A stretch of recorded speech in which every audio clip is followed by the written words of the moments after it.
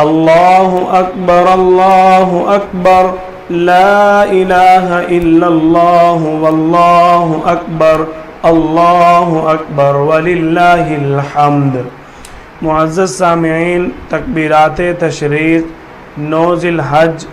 فجر کی نماز سے لے کر 13 ذی الحج عصر کی نماز کے بعد تک پڑھی جائیں گی۔ ہر فرض نماز کے بعد تکبیرات تشریق کے ان 5 ایام میں ہر فرض نماز کے بعد مردوں کے لیے متوسط یعنی درمیانی آواز کے ساتھ 1 مرتبہ اللہ اکبر لا الہ الا اللہ واللہ اکبر وللہ الحمد پڑھنا واجب ہے۔ 1 مرتبہ پڑھنا واجب ہے اور اس سے زیادہ 3 مرتبہ آپ پڑھ سکتے ہیں، لیکن 1 مرتبہ بلند آواز سے پڑھنا واجب ہے۔ ایک بار پڑھنے سے واجب ادا ہو جائے گا کہ ایام تشریق کے اندر